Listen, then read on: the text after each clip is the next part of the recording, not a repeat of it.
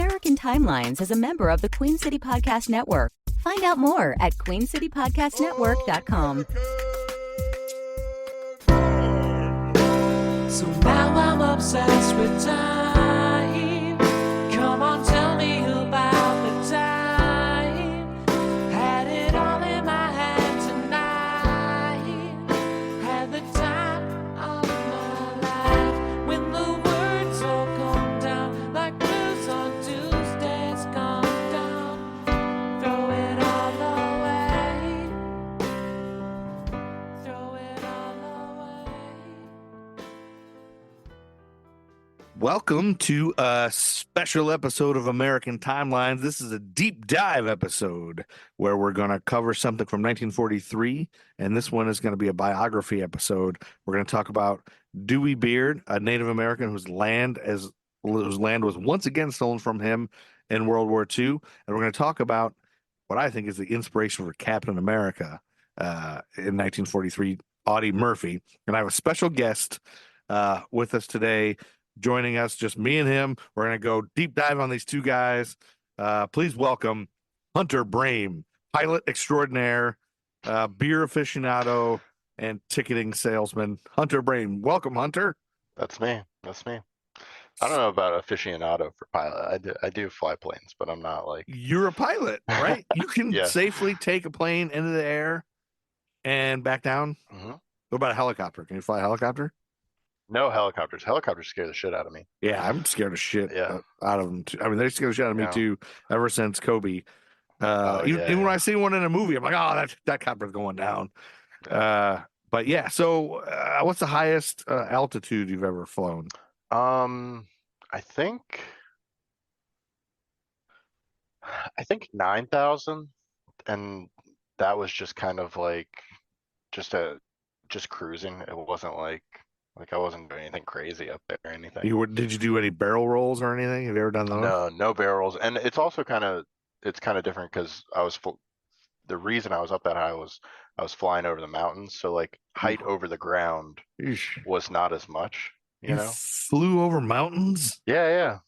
Not scared about that? We're in North Carolina. We're what, 3 hours from the beach, 3 hours from the mountains, anywhere you are, you know? Unless you're flying, then how Yeah. far is it?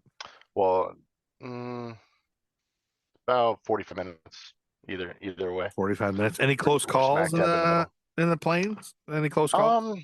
You know, like I have had my kind of my humbling moments. Yeah. A couple of them. Nothing where I was like shitting my pants or That's what I'm anything, saying. but- Any shit in your pants? Have you ever shit your No. pants? No, there's been a couple like where like I went to the beach one time, and on the way back it was dark, and I was calculating how much time of fuel I had left. I had plenty, and when I checked, but like I probably should have made a fuel stop about halfway back. But I didn't want to fill up where I was because it was a short runway, and I didn't want that extra weight taking off. But yeah, I was probably 15 minutes out from my home airport, and I was doing fuel calculations on the back of a sheet of paper. Oh my God. Yeah. Yikes. So Any other pilots listening are like, "Oh, this guy's not a great pilot."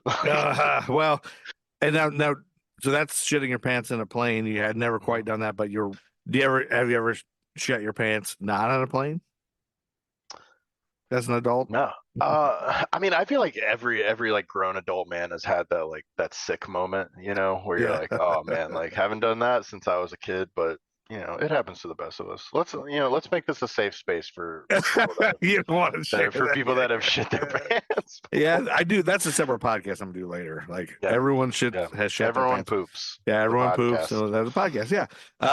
Okay, so why did you become a pilot? Like, what were the circumstances that made you become a pilot? You just always wanted to be a pilot, or did you just bump into somebody and like, hey, you want to take some pilot lessons?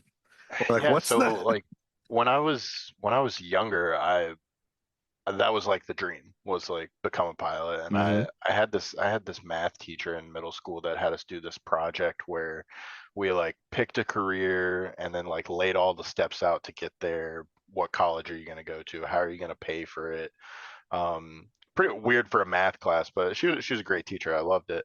And yeah, like I thought back then like that was going to be my career path, was being a pilot. And then I got to college and I got the whole like the millennials college promise, like you got to Mhm. go to college or you're going to be a failure in life. And Yeah.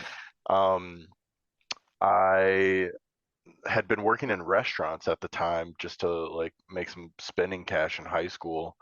And uh I thought like, hey, maybe being a executive chef or like owning a restaurant for the rest of my life would be cool. So I ended up going to culinary school.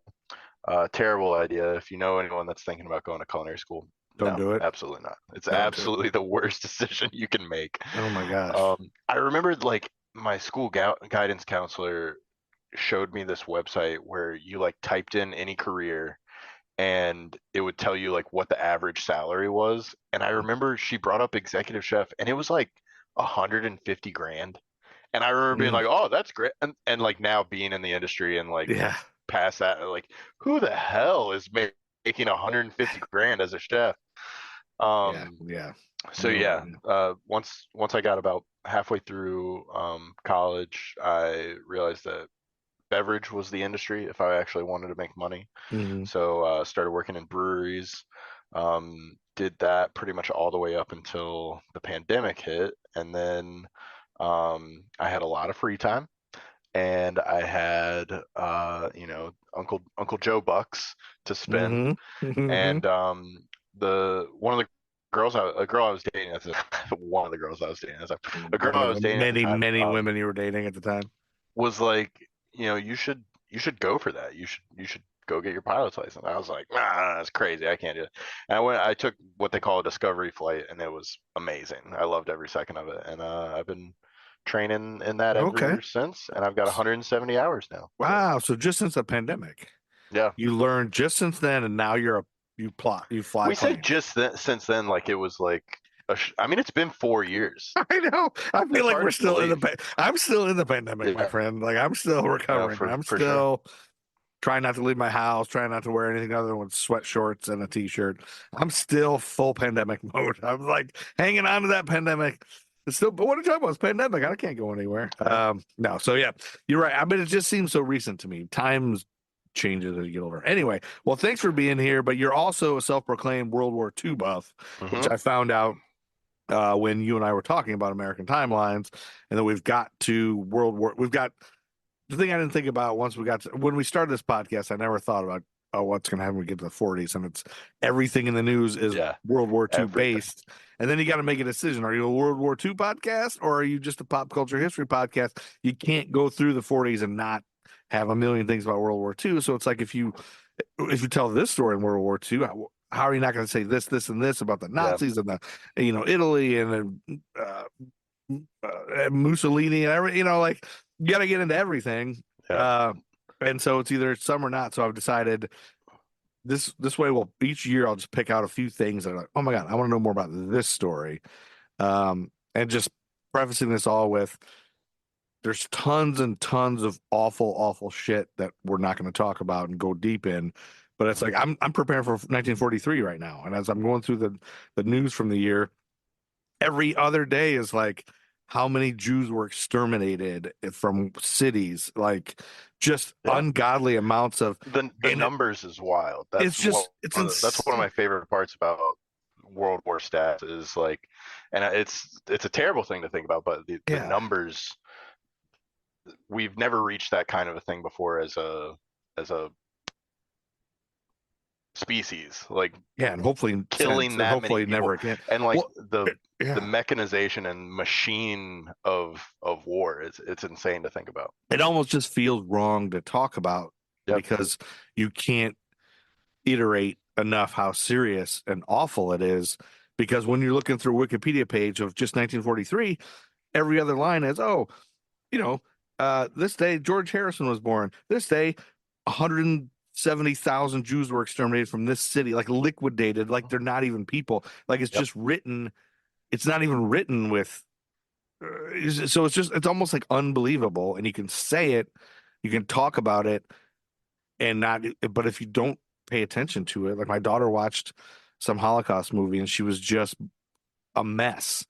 and she couldn't stop crying and shaking. And I was like, "What's wrong?" I was like, "What? This Holocaust?" And I was like, "You didn't know the Holocaust?" I was like, "I knew it happened, but it's just that when you see it, it's so real. It's so easy to just make it a number and make it a sentence and make it a thing that happened. And we don't think about it and talk about it and see it.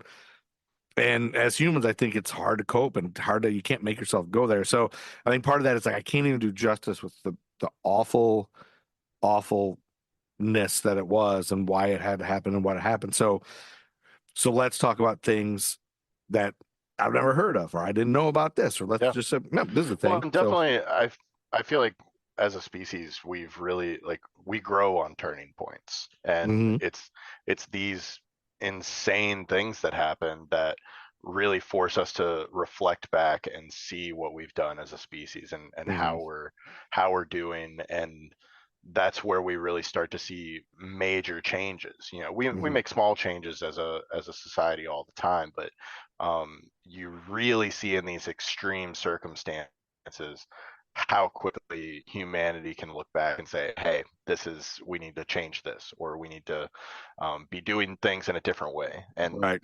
Yeah. yeah, Good point. It's just crazy that it's hard to think that it is possible, like something this bad yeah, and awful is yeah, possible. And then just all the side things, all the little bits of it. And I was just thinking, I even think about the music. When I go through the music, the top Billboard hits are always kind of, oh, listen to this. And nostalgia makes me think of my grandpa who was around in the 40s, he was born in the 20s, and he was just he was just too old for Vietnam, but too young for World War II. So he just kind of mhm, fell in that sweet spot. And just like he loved Glenn Miller and all that. Like, think of this music. I'm thinking, oh, this must be so nostalgic. But at the same time, these songs were number one hits when everyone was scared of a bomb dropping and you had to do bomb drills. And it yeah, was like most of the yeah, country was gone and women had to work in the factories and everybody was depressed and the money, nobody had money. And or anything. It was just a shitty time to live. But all this jaunty music. You yeah, know, it's like, wait a minute, what? yeah. Life has to go What? on in Yeah, any of these situations. it's Like, just nuts. And you have to have these things. The baseball, like they said, they wanted baseball to go on because people needed something.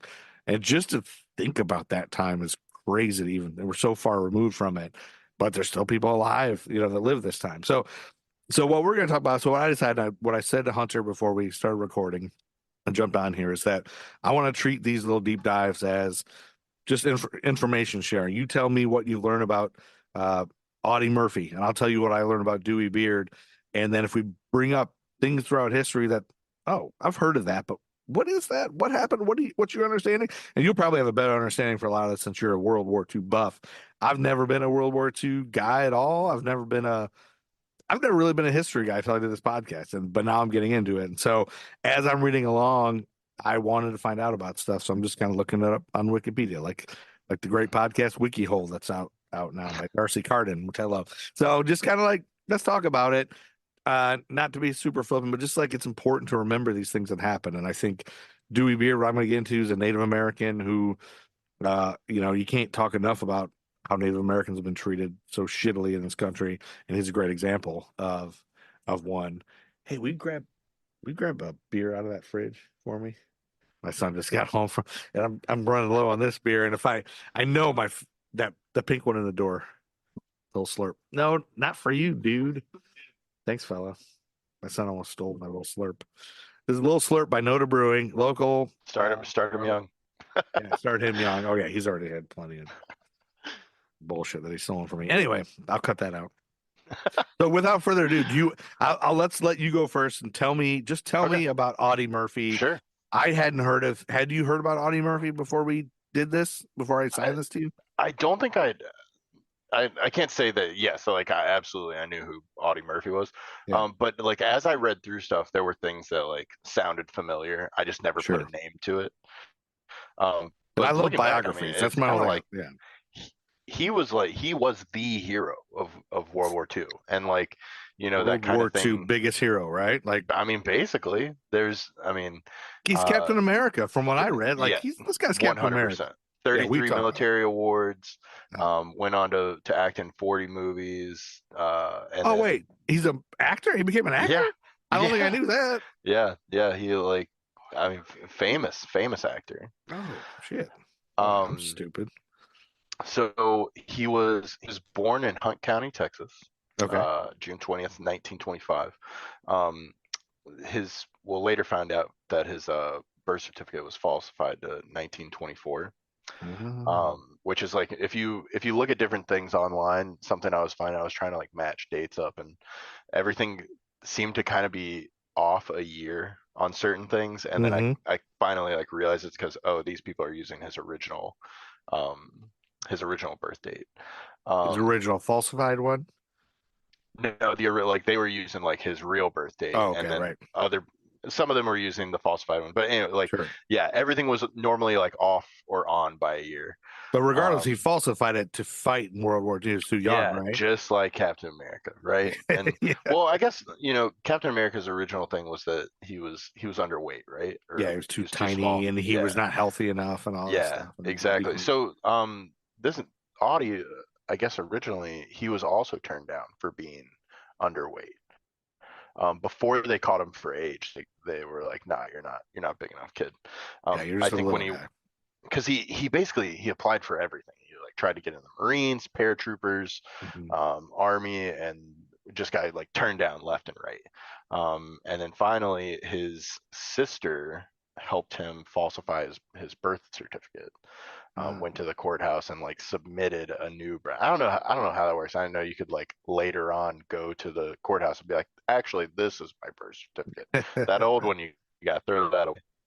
Um, yeah, so falsified it to 1924, to be able to appear 18. I guess I'm skipping over some stuff here because like, so he grew up in Hunt County, Texas. Mhm. Father was Emmett, mother was Josie. And he kind of had a shitty childhood. This was Depression era. Mhm. His dad was kind of a deadbeat, beat him up and the rest of his family a lot. Ugh. He was the seventh kid of the family and had 9 brothers and sisters growing up, out of 12 originally. So Oh my gosh. yeah, so 3 of them died off. I mean, Mhm. it's Yeah, depression era. back Like then, yeah, yeah, it was right. not great. They like lived in a shack. I Mm. saw a picture of their like original home. It was just like looked like a trailer with no wheels. Yeesh. Um, but kind of to make up for that, he actually hunted squirrels and rabbits to provide for his family. Oh, Yeah, and his mom talked about that a lot. Like it was like she was like, oh, like he was the greatest. He would take his little 22 rifle out and bring home food for us to eat. Um, yeah, delicious squirrel meat. delicious squirrel stew. Yeah. Um, so in 1933, they moved to Celeste, Texas, still in Hunt County, but I guess like another town over. Mm. And he started first grade at 9 years old, so he's 2 years behind everyone else in first grade. And I guess I didn't have kindergarten back then. It was just like first grade was where you started. Stayed with that for 4 years, and then quit school to go to work full time in 1937.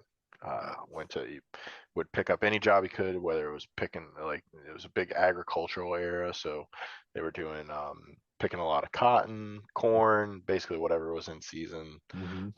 I didn't see anything about factory jobs. I don't think that really like took off until we get into World War II and then like post World War II era. But while he was working these farms, he had 2 uncles that served in World War I, and they would work in the fields with him. And basically, the whole time they're like picking vegetables or whatever. They would tell him stories about being in combat in World Mm. War One. No, World War One. Yeah. Yeah. Then in 1940, his dad left the family. Finally, like, just got out of there. Went to get milk, never came back. Deadbeat dad just never came back. Yeah. Yeah. I'm gonna go get a pack of His mom. cigarettes. Yeah. His mom like said basically she came downstairs and he had a bunch of clothes on, like more clothes than was normal to like normally go out in. Yeah. And that was the last she saw him. He walked out and he never came back. Um, Probably packed all of his clothes on his body. yeah, exactly. More That guy's jackets than he leaving. needed. Yeah. Yeah, she said that. She was like, I knew he was gone. Like that He's was wearing 12 shirts. it. Yeah. All 12 of your shirts and all of your underwear on the outside. So after he left, they moved in with his oldest sister, and then in 1941, his mother died at the age of 49. She was like, I think they said like couple weeks, maybe a couple days off of her 50th birthday. Um, so like kind of what you're gonna see is like there's gonna be like a couple like crazy things that happen like all in a row that like Mm-hmm. you can tell like gears this guy up, like he's like not in a great place. So dad leaves in 1940, mom dies in 1941 in May. Then in December 1941, obviously Pearl Harbor happens. Yeah. He was out on a double date with one of his friends, and they got home. They didn't know anything about it. He got home and he heard about it on the radio, and he went outside, met up with his friends again, and they were like, "Oh, we're going to enlist. Screw this!" Like, Yeah. Fuck. yeah. And so all of his friends went out and tried to enlist, and he tried to go with them, but he was 17 and a half, so they wouldn't take him. Mm.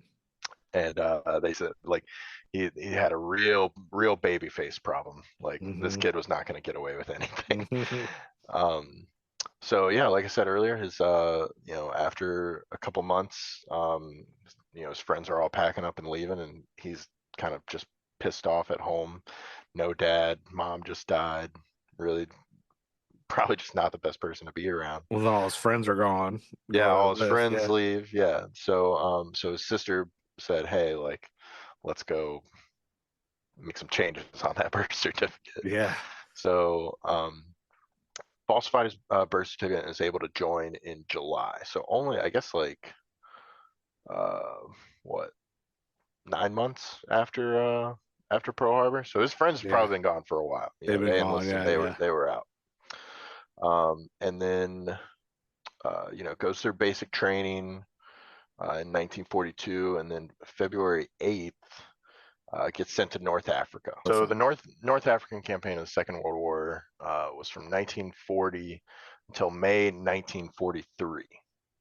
So he kind of like got there like as things were wrapping up. Didn't get to see any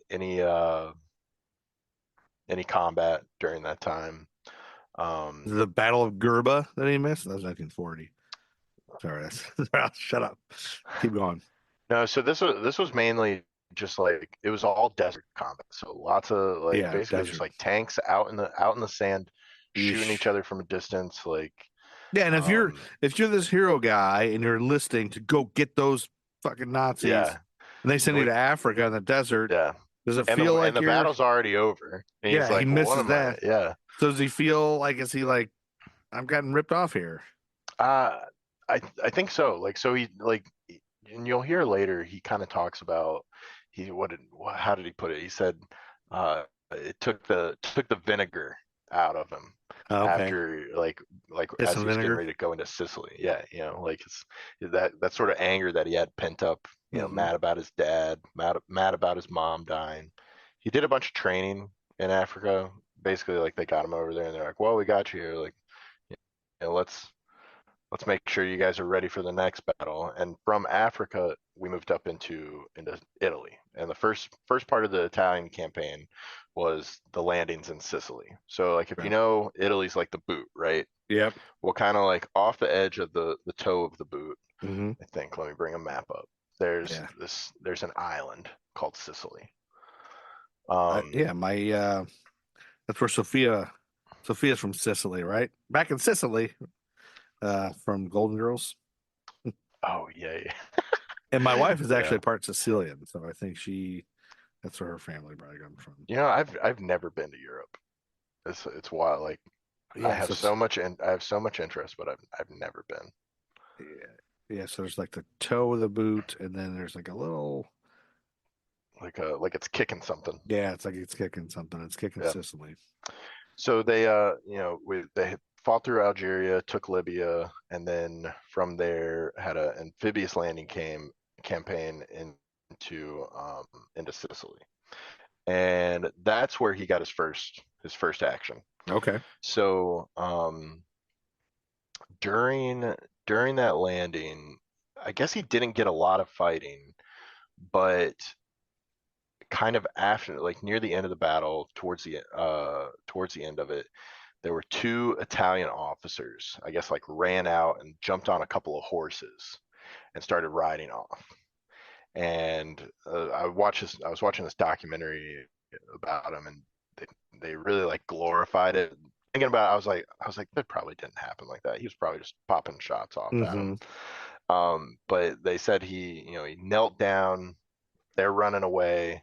He pops two shots, kills both of them. They drop off their horses, and that was his first like taste of combat. Was like, okay, I've killed someone now, and he talked about like now I've tasted blood. I've committed death, I think was what he said, and I think it kind of ruined things for him. Like he was like, oh, like this is not like.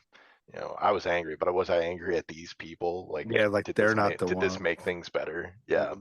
But I wondered, yeah. So it sounds like it also changed something in him, right? But it said it ruined his life. Most definitely. So, and kind of what you're going to start seeing more in this story is he was really one of the first people that was publicly had post-traumatic stress disorder.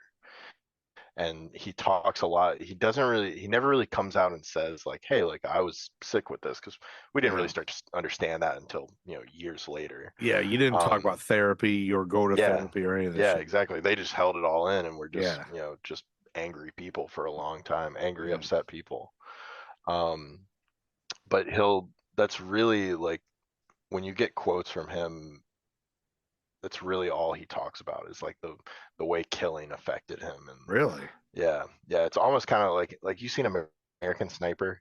I have not seen that, just because of political stuff around it. I was like, I don't know, Yeah. Well, so like it's really that kind of like, you can tell when people start to become numb to it.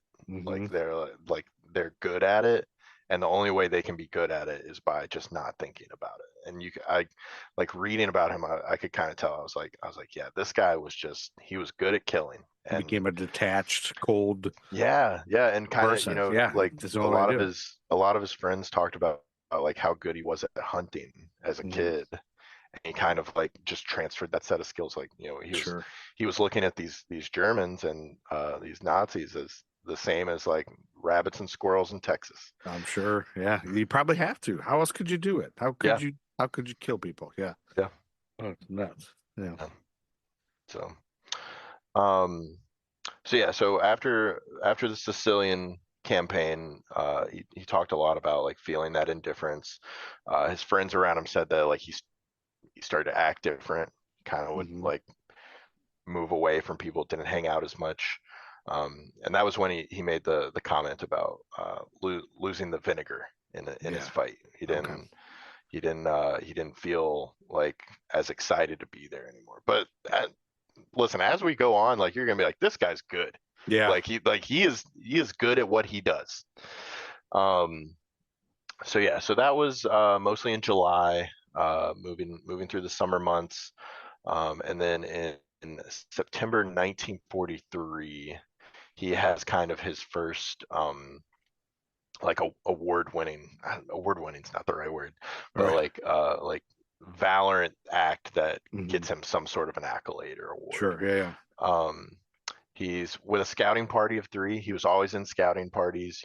Like people talked about how good he was at like looking at terrain and understanding like where people would hide. And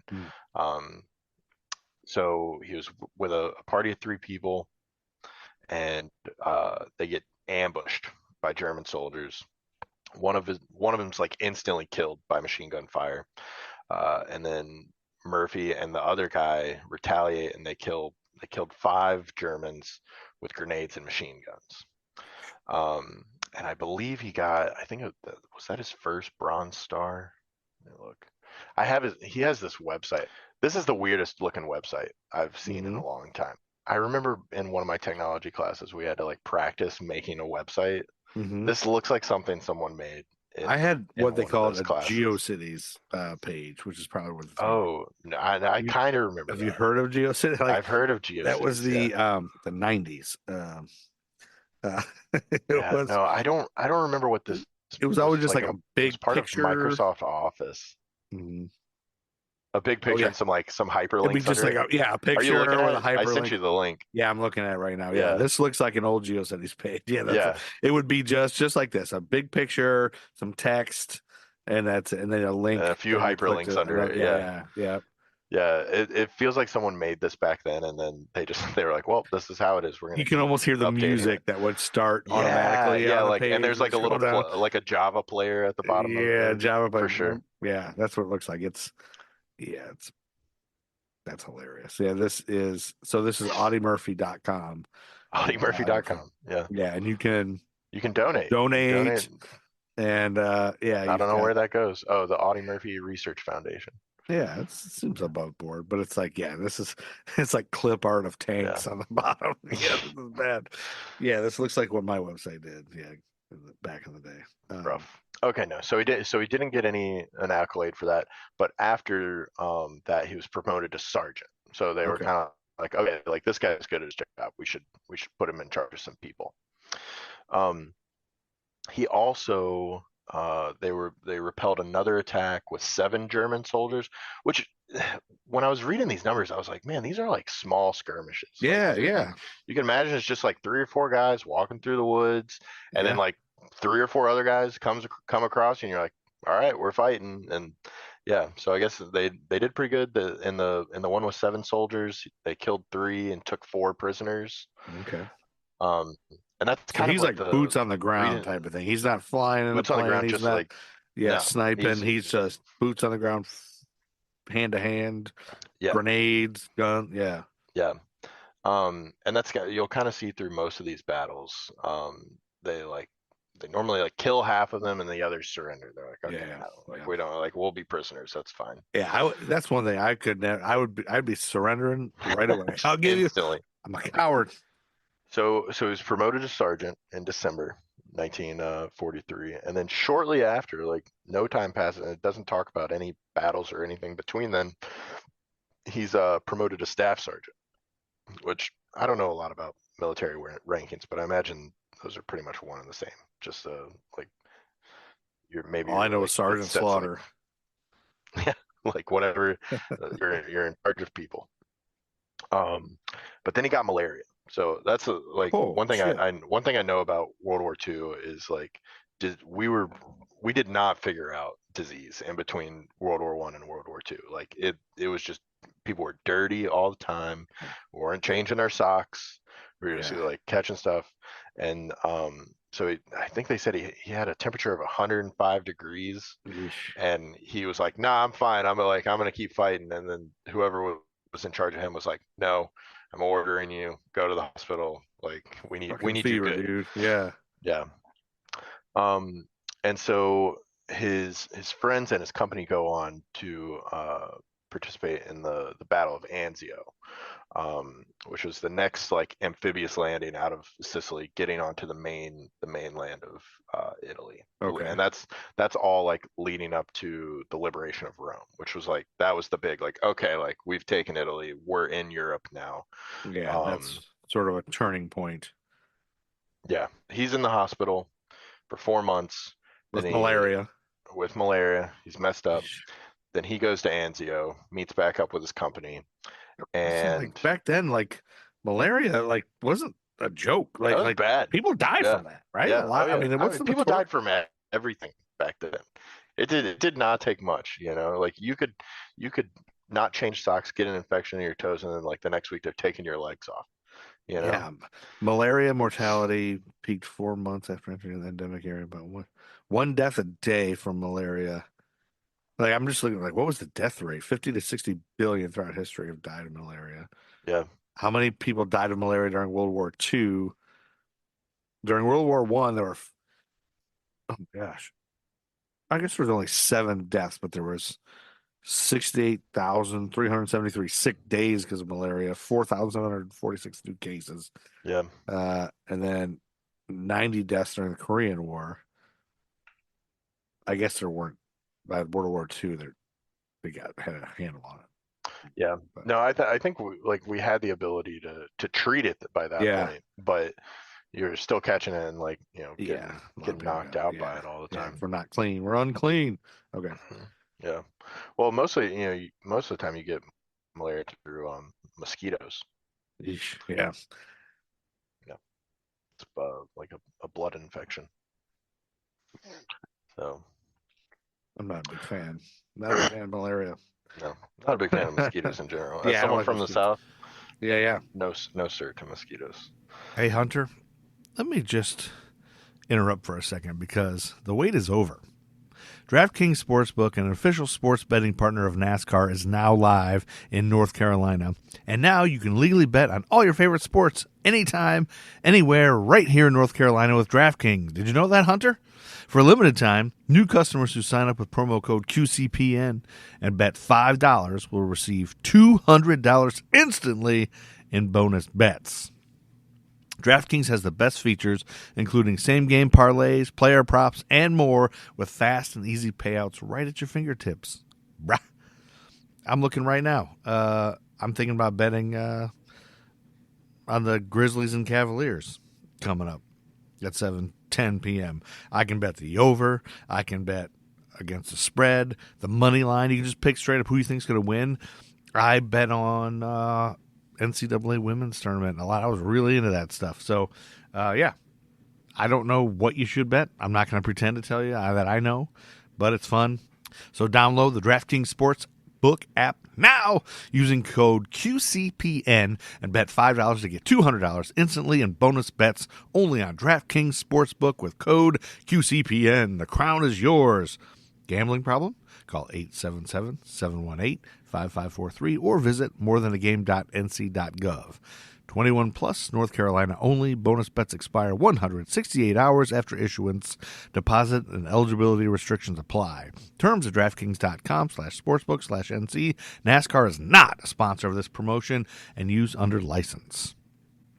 All right, Hunter. Continue. So yeah, he gets back up in Anzio, and this is kind of where like the heroism starts to show. Like this guy starts doing some wild things. Mm-hmm. So him and his platoon were hiding out in an abandoned farmhouse, and I guess a German tank was it was raining, so they were like, okay, let's hide out in this farmhouse. Yeah. And a German tank starts to like roll up on him or pass by, and he's like, guys, I'm gonna take care of this. And his buddies just are like, okay, cool. And so he crawls out of the farmhouse, and he's got a rifle grenade. So it's like a gun that it's a old school grenade launcher. Sure. And he like rolls up, crawls up to this tank and destroys it, like takes out a tank single handedly. and then like his friends come out and are like, okay, like cool. Yeah, Thanks for handling that for thanks, us. dude. That's awesome. But also, who the fuck are you? Yeah, exactly. This is like he's gonna start like building his like legend. Glad I got this guy on my side. Yeah, dude. I'm sure at some point, like when he starts showing up places, people are like, okay, we're good. Thank God like, this guy's here. Yeah, Yeah. thank God Murphy's here. Yeah. He gets the Bronze Star for that. That's his first accolade. Okay.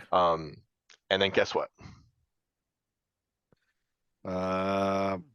He gets malaria again. Malaria? No, I was gonna say malaria. Yeah, malaria. He's getting it again. Yeah. This dude, he ends up in the hospital for disease a decent amount of times, which to me says like if this guy, our hero, is getting it, people are getting it a lot. Everybody's getting malaria. Yeah. Yeah.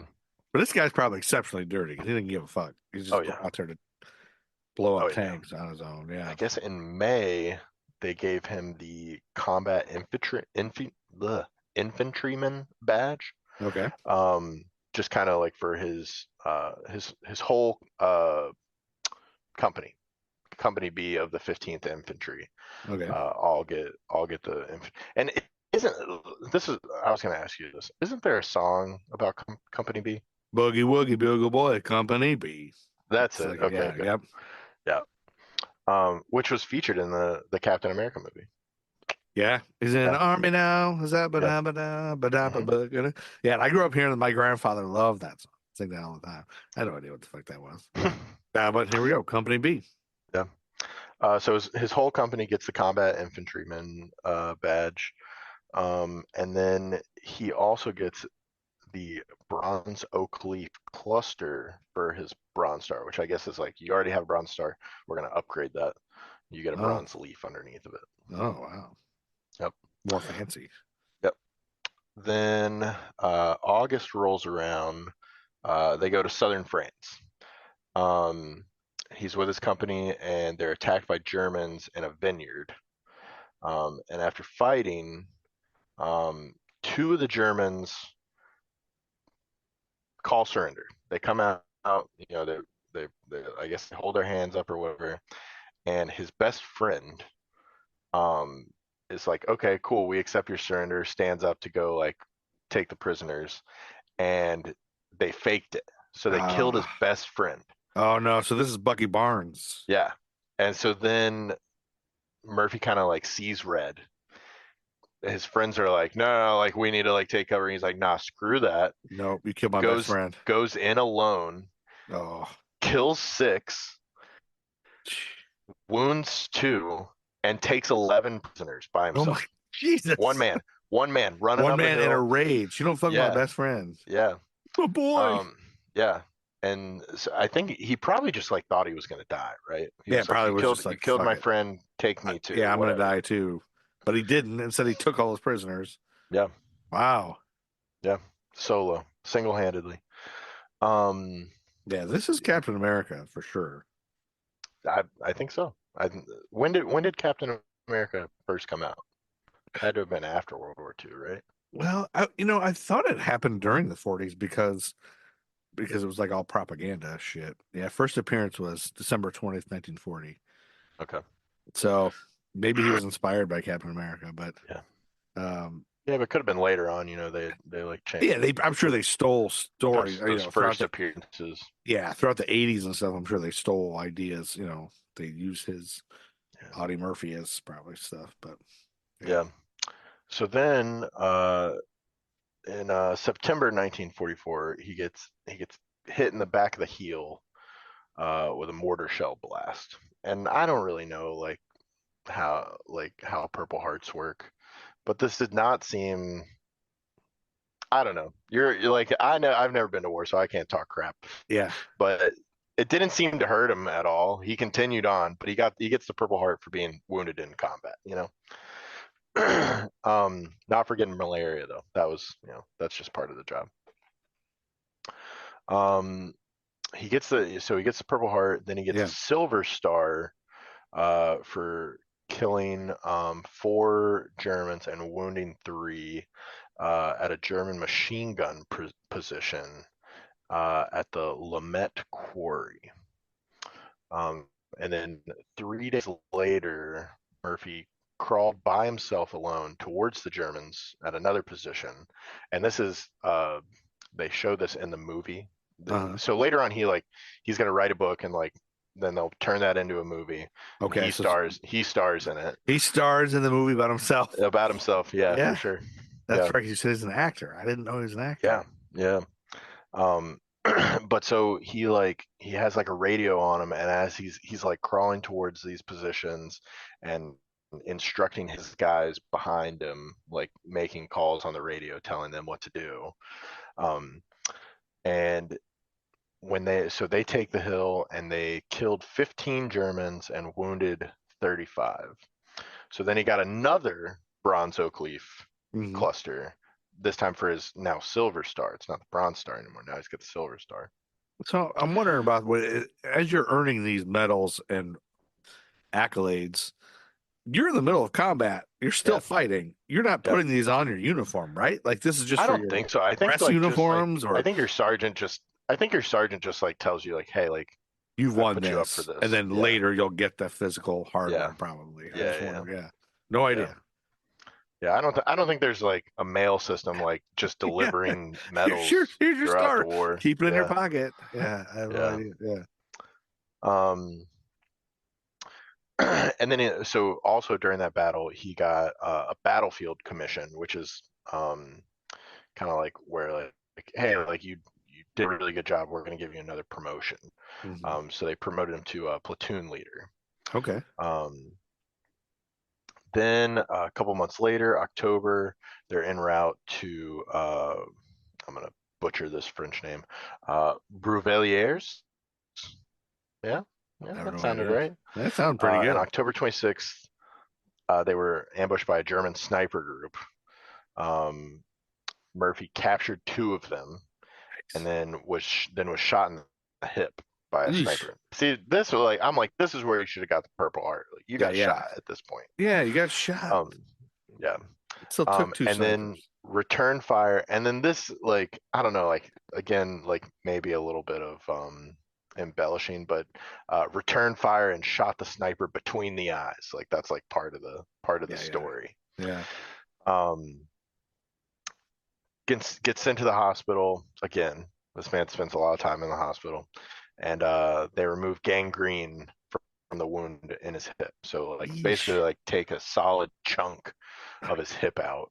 And that keeps him out of, let's see, that was in October. Keeps him out of combat until January. So only 3 months. Only like, 3 months with gangrene dude's like, in your hip. Give me back. Yeah, they like, and they talk about this later because he ends up working in a gym in Hollywood, and he boxes with people. And apparently he like goes into the steam room after the fight, and the guy that was just fighting him is like, "Dude, you don't have a hip. Your like, hip is missing." Yeah. Ugh. So yeah, back in January they get him back in. You know, he's back in the battles, and goes to the Colmar Pocket, which is like, this is like the central location of all the Germans during the war in France. This is where a lot of them are hanging out, and where a lot of the command is coming out of. Let's see. He moved his division to the town of Holzwer, where they faced a strong German counterattack, and then he gets wounded in both his legs. They don't say like what kind of, like, I imagine if he was shot, they would have said shot. Yeah. So maybe some sort of like shrapnel or something. Gets his second bronze oak leaf cluster for his Purple Heart. I guess he probably got the first one. Oh yeah, he got the first one for when he got shot in the hip. So he's getting all these awards. Okay, this is the wild one. This is where you're like, okay, Captain America. Yeah. Rejoins his platoon in France after getting the gangrene out of his wound. They made him the commander of Company B now. Okay. They're in the Colmar Pocket, and I guess they're probably walking with a tank. It's a tank destroyer, so big tank that's meant to blow up other tanks.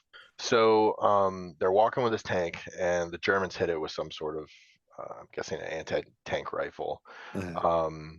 Sets it on fire. So the crew of the tank bails out and has to abandon it. He orders his men, Company B, to retreat. He remains, stays here, mounts the burning tank, and so the tank has a big 50 caliber machine gun on top of it. Yeah, it's on fire. It's on fire. Yeah, gets on the tank and returns fire with the machine gun, killing the advancing German squad. Holy shit! And then over an hour on top of this tank with the machine gun, kills or wounds 50 Germans from this tank. Got a leg wound and only stopped when he ran out of ammo. Rejoins his men, refuses first aid, and continues on to help repel the Germans from this area. It's almost like like you said before, like he's like he wants like, to die. He's just like fuck, put me I'm gonna out. go crazy and I'm gonna die. But he never died. Like, he just kept. Yeah. As one of his friends said, you know, he was like just gambling against the odds constantly. Yeah. And somehow came out on red. Yeah. So he gets the Medal of Honor for this, which is like, you know, that's the one of the highest the Medal of Honor. Medals or accolades that you can get. Yeah, those are the ones the president has to put around your neck. Yeah, exactly. And then his whole division, the 3rd Infantry Division, gets the Presidential Unit Citation for his actions. Yeah. So basically, they're like, yeah, that's our boy Murph. Yeah. Gets promoted to 1st Lieutenant in February, so a month after that. And then in July, he gets sent home. So in between that time, he basically like, they promoted him to like a desk job. Okay. Like still like overseas, but like he's like in a camp. Yeah. Not getting shot at constantly. Yeah. So in July 1945, he gets sent home. And I mean, he's the war hero. He is the Yeah. guy. He is the Um, guy. Yeah. they put his face on Time magazine Mhm. when he comes home. Okay. He's still got this like baby face grin on. Real life Captain Um, America shit. Yeah. yeah, yeah. And then he gets an invite to Hollywood by James Cagney. I don't know if you know who Okay. James Cagney Yeah. is. Actor and Yeah, producer. yeah, actor producer. Yeah.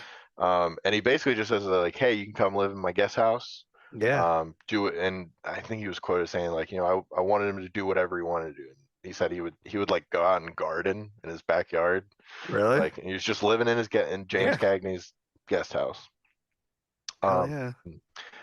After living with him for a while, Cagney finally gets his like, okay, it's been long enough. I can ask this guy for something. Ask him to like sign a contract for Uh-huh. $150 a week. Yeah. Big money back then. Yeah. Um, That's huge in the 40s. and his only stipulation is that he joins actors school. That's basically the contract. Is like, hey, like I'll give you $150 a week if you go to actors school. Oh, that's all he wanted him to do? Like Yeah, you're yeah, living with me rent free? yeah, exactly. And then he's like, I'll pay you to go to school. Okay. Cool. Not like paid for his school, and then also was like, hey, I'll give you $150. Paying him. Like so Cagney's paying Audie. Yeah, Yeah, yeah, okay. I was yeah. like, you live with me and I'll pay you to live with me and I'll pay you to go to acting school. Yep. And you Okay. can garden in my backyard. Okay. So his first he gets his first acting role in this movie, Beyond Glory. He's just a guy in the background, basically. He has 8 words in the Okay. whole movie, and he was quoted as saying it was 7 words too many. That was too much. I wanted to do more. So that's what That's the other thing. If you look at this guy, 19 he's a good-looking yeah, war baby hero. face. He's So a handsome man. that's you want him in movies. Yeah, he's Yeah. gonna be yeah. In 1947. So I guess before the film came out, he was released from that contract because Okay. Cagney, his studio started not doing so hot. Okay. And he's basically unemployed, just living on disability, and I guess some of the money that he got from that movie. And he starts living in this gymnasium, and it's a boxing gym, and he Okay. would just like box random people because he was bored. Yeah. And like I said, he meets this other guy, and I'm gonna blank on his name now, but this guy was also a producer in Hollywood. David Speck McClure. Yeah. Yes, I'm looking at That's the the guy. Wikipedia page right now. Hollywood writer. Yeah, David Speck McClure, who I've and never heard of. and was boxing him, and then they go to the steam room afterwards. He drops his towel, and this guy's like, dude, you don't have a hip.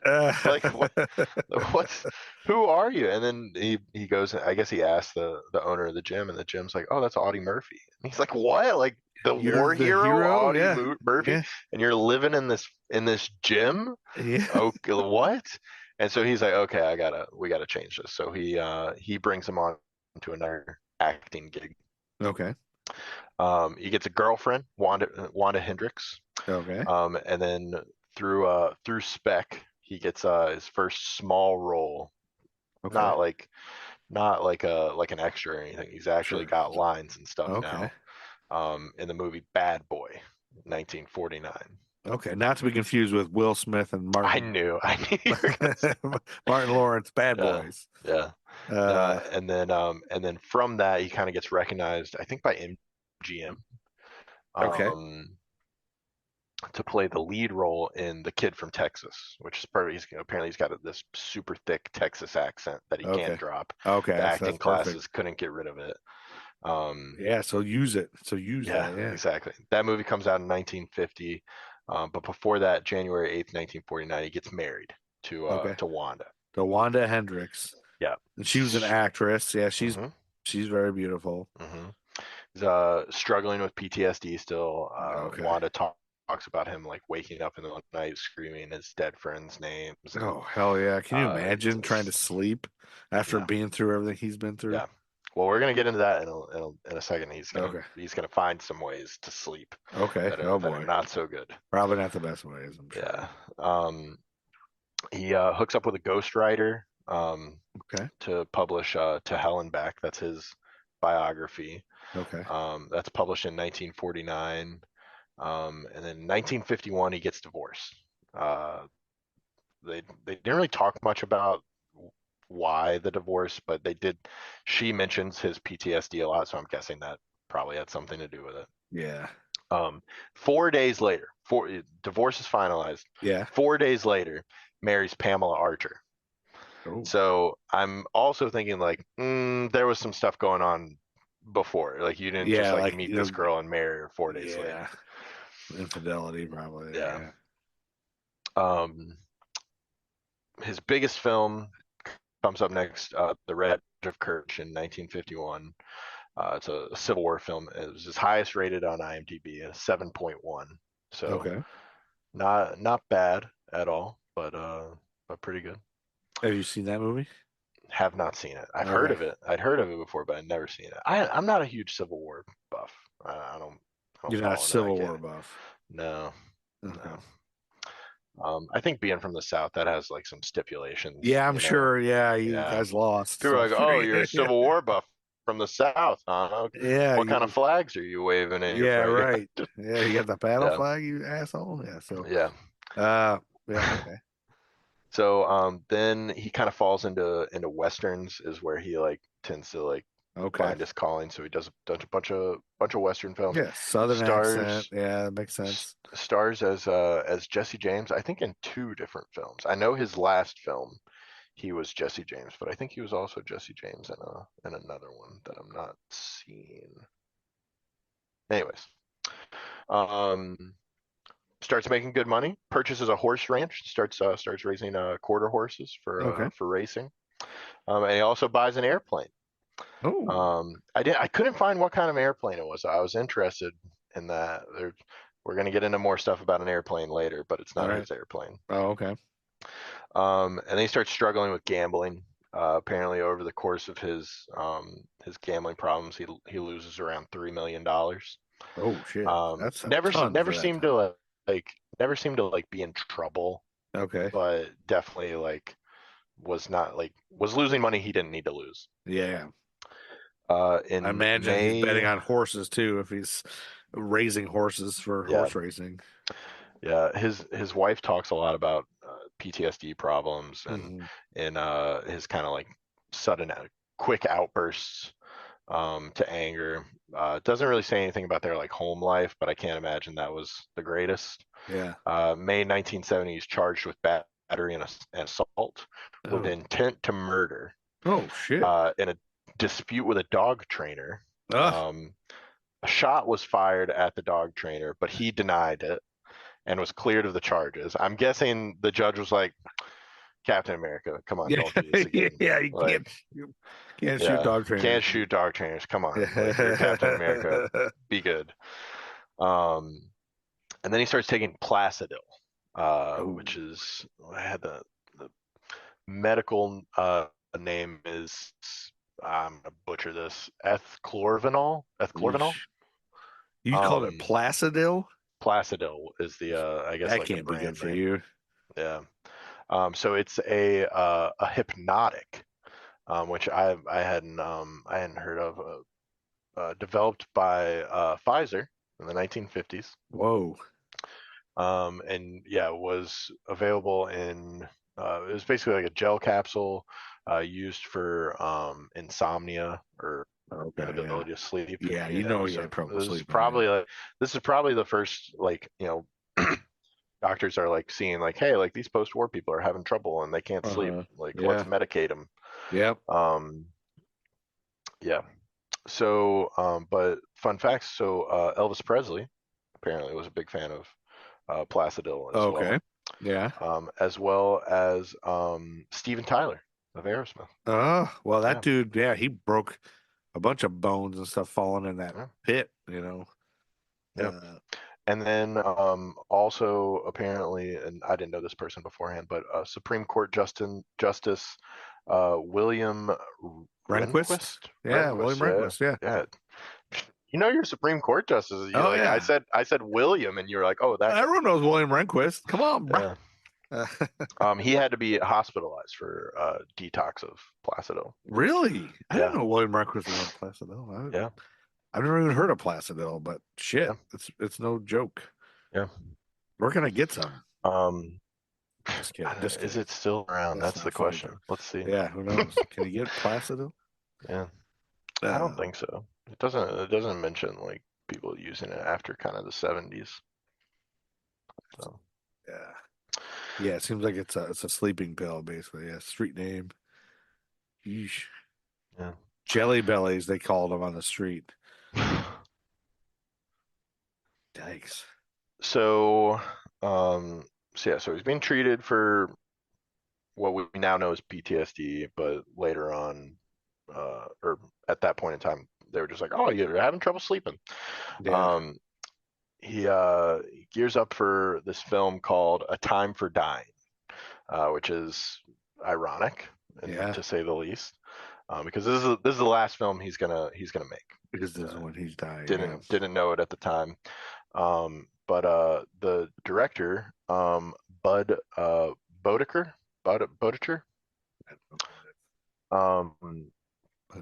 apparently was on the phone with Murph, and he was basically like, "Hey, like I've got my gun right now. I'm gonna off myself." And the director Bud, who he apparently was good friends with, said, "You know what? Do it." And like it was really just like a jerk about it. It was like, he said that to go Murph. ahead. Yeah, Murph was going to kill himself. Yeah, and he was like, "Yeah, you go ahead and Just and do put it. put that gun in your mouth and you kill yourself." Yeah. And then he said, "And you just go ahead and disappoint everyone that looks up to you, the thousands of kids in America that look to you as a hero. Oh. You go ahead and do that." And apparently Murph said, "You son of a bitch," and he hung up on him. They couldn't do it. Yeah. And he didn't do it. Because So. he cared about the kids. He cared about the image of the kids. I was reading, as you were talking about this, I read something about he refused to do cigarette and alcohol ads just because of the kids. Yeah. So that's crazy. Yeah. He knew just what to say to him. So Time for Dying comes out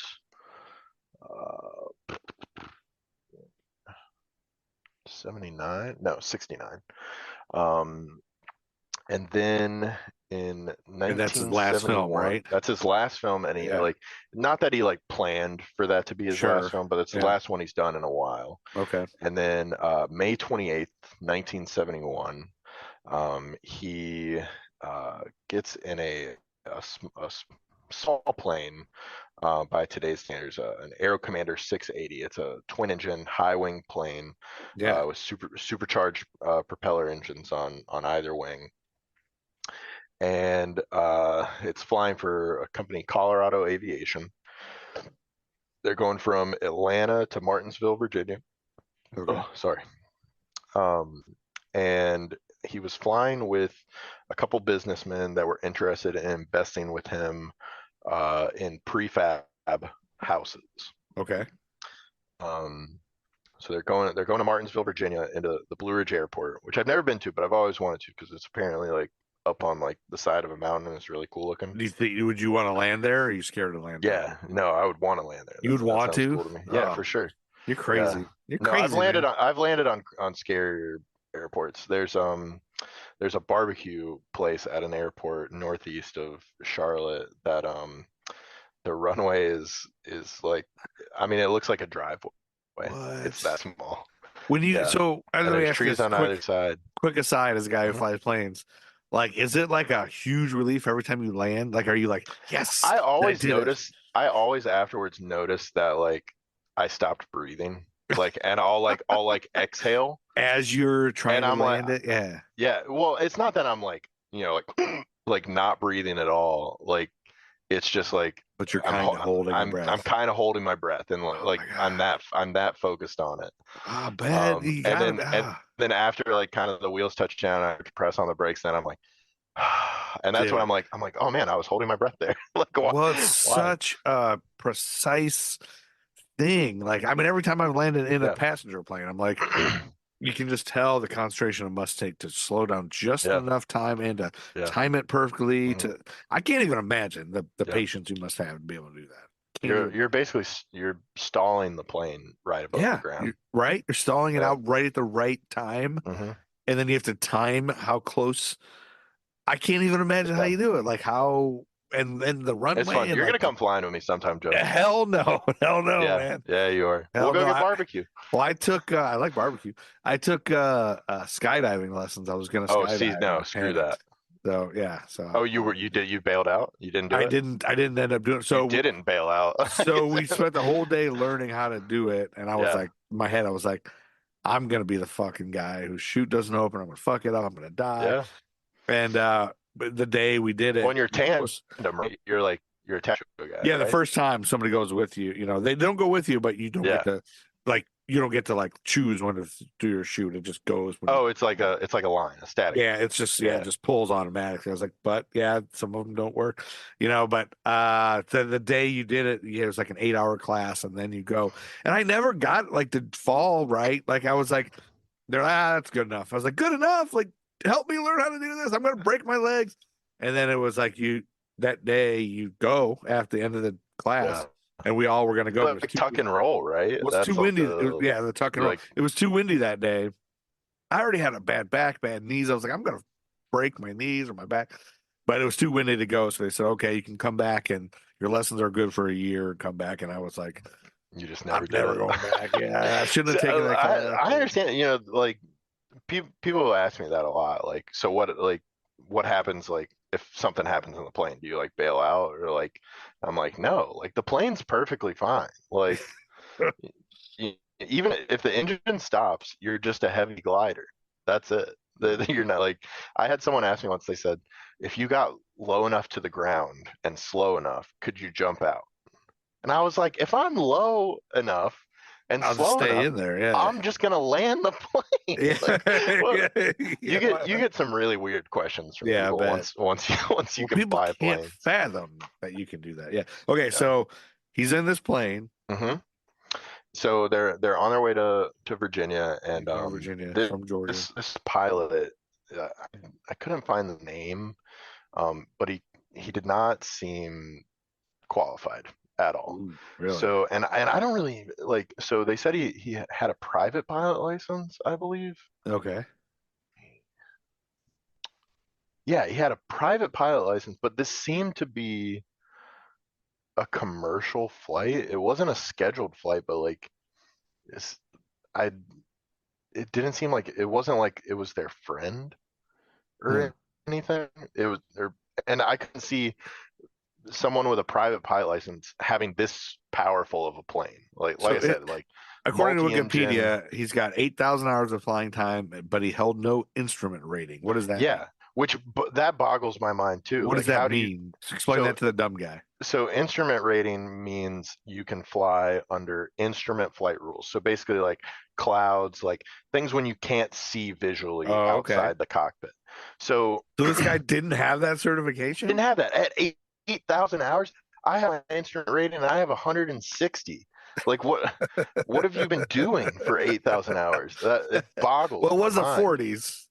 Right, I guess, and like instrument flight, sure was really different back then. Like, I was saying, were the instruments even the same? There's no GPS. Like, yeah, you're using like essentially radio signals to like to land. Yeah. But you're using an alarm clock and a. But still, you would think at 8,000 flight hours, you would think that person would find the time to get their instrument flight rating. He had a multi-engine rating, which was good for the plane that they were flying, but I don't understand that. I'm gathering that something fucked up with this guy. So he called, he got a weather report, and deemed that it would be okay to make the flight in visual flight rules, which is opposite of instrument, so you can see outside. Okay, you can just see doesn't mean there's no clouds, just means that like you have enough of a ceiling to fly under the clouds and still be at a safe altitude. Yep. So I guess around 2 hours into the flight, weather conditions deteriorated. people in Galax, Virginia, reported seeing the plane flying in circles in and out of the clouds, Really? which kind of makes sense back then. They don't have GPS, so like he's probably trying to figure out where he is, so Just he wants trying to to stay in see. one position. Yeah. Where like nowadays, like if I got into clouds, first thing I'm going to do is climb and then look at my GPS map and see where I am. You know exactly where you are, yeah. Yeah, exactly. So he's probably trying to like put in a certain radio frequency to get on a radio line to go where it needs to go. Shortly afterwards, people saw him attempt to land on a 4-lane highway Oh, northwest of Virginia, holy shit. and after making a pass over the town at treetop level, the aircraft peels out of the area and heads west towards the mountains, Blue Ridge Mountains. Ugh. So then I guess the last radio call they got was at 11:50. The pilot contacted the flight service station at Roanoke's Woodrum Airport, asking for a weather report there and saying that he intended to land there. The radio report was the ceiling was at 1,000 feet, which is still like really low if you're not flying with instruments. And 2,000, so 1,000 feet broken, so like some scattered clouds at 1,000 feet, and then at 2,000 feet is overcast, so like you can't see beyond that point. Light rain and fog. The pilot did not indicate that he was in any kind of trouble, so got that kind of like confidence attitude, which is something we talk about in the aviation industry. Like if you're in trouble, ask for help. Like that's the whole reason that ATC is there for you. Like don't, like, you're not going to get in trouble for asking for help. Don't be a hero. Yeah. Audie's the hero here, not the pilot. Yeah. And then at 12:08, so about I guess 20 minutes after their last radio call, the aircraft impacted the west side of Brush Mountain at 2,700 feet while flying at high speed, level attitude, which is what we call controlled flight into terrain. So it's not like nothing about the plane was broken. They just literally just flew into the side of the mountain. Same thing with Kobe. That was controlled flight into terrain. Really? Yeah. Just not like the plane wasn't having trouble. Just boom, right? Didn't know the mountain was there. Yeah, exactly. So full impact. Yeah. Collision into the heavily wooded slope, post-crash fire destroyed the aircraft, and all 6 people on board received fatal injuries. Yeah. Yikes. So that was the end of. That's how he died. Of Audie. Wow. Yeah. And the other 5 people on board. And the other people on board who we don't. Yeah. Well, that's crazy. That was really good. That was way more in depth. There's a lot, dude. Like when I started like reading in this guy, I was like, wow, like this guy has. Well, it's like with anything. How do you cut any of that out? That's like that all needs to be there. So what I think we're gonna do, since that's a full episode right there. We're gonna just make this the Audie Murphy episode, and then if you're cool, like let's do at a later date. We'll do a Dewey back up for your guy. Yeah, we'll do that at another time. But this is good. That buys me more time to research 1943 because I'm only like halfway through that. So this is great, and I'm running out of juice with everything that I got here. But that was really good. I was looking at the time. I was like, wow, you're gonna have to cut a lot of this. No, but that's good. It just gives me more stuff to do because the Dewey Beard can be a whole episode too. Just to like, if you're good with jumping into Dewey Beard with me and talking about for sure. the Battle of Wounded Knee, like. There's a lot there to unpack about what was the Battle of Wounded Knee. So we're gonna jump back to 1890 with that one. But yeah, so we're gonna kind of just pivot like we need to do on podcasts. So thanks, Hunter Brame, for being here, and thanks for doing all that research. Oh yeah, I felt like I talked a lot. Yeah, well, I mean, how great was it that we have a pilot to talk about somebody who died in a plane crash? Yeah. And to kind of fill us in on some of the terminology. That's really helpful. So yeah. Cool. Yeah. Well, thanks for doing this and doing all the work on this one. And do you have anything to say to the listeners? Any shout outs or anything they can catch? Any other podcasts they can catch you on?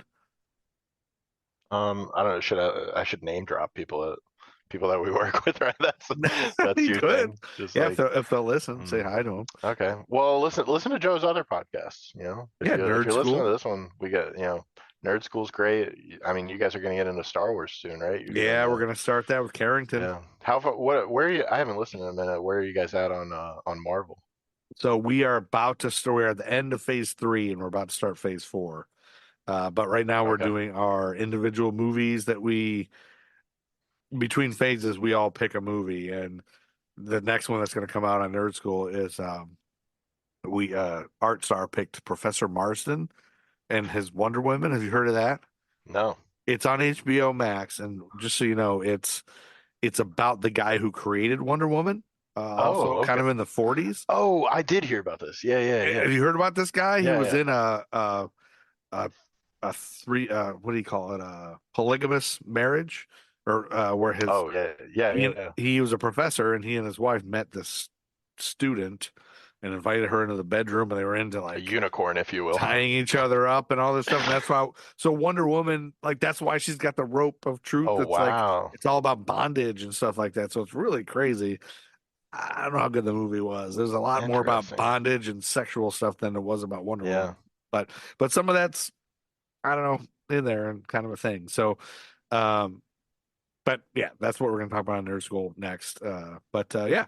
And then Amy and I are working on putting together research for 1943, so stay tuned for that. I've got some more friend check episodes coming out. But Hunter, thanks for being here, man. You did a lot of work on this, and that was good. You took us through this whole life, and A lot yeah. more than I thought I would.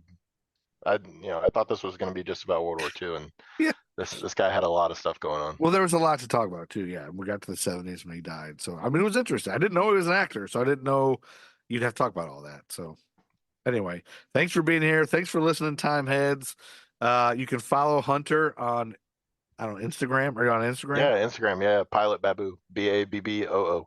Pilot Babu. That's great. Yeah. And you do like pilot? Like, do you show videos of you Yeah, flying? and yeah. stuff? You can find me on like I've got a YouTube channel where I do little Oh, you videos do? about my flying journey. How do you Yeah. find your YouTube channel? What's your Same YouTube- thing, Pilot Babu. Pilot Babu. All Yeah. right, check out Hunter, Pilot Babu, and Hunter's favorite podcast is about air traffic controllers, right? What's that called? Yeah.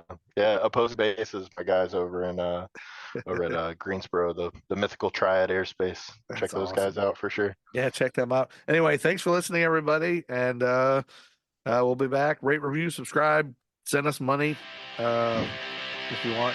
What's your cash app? Don't try her, man, 'cause she dead.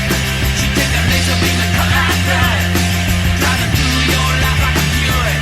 Take you the wrong way home just to watch you scrub. Shooting your inside out with a star. She'll introduce you to a restaurant of brother. You'll be crying for your uncle or mother. Before she turns you over to kiss your womb. So when she shakes her hips, past the west. Matt Truman Ego Trip is the greatest band of all time. Buy their music.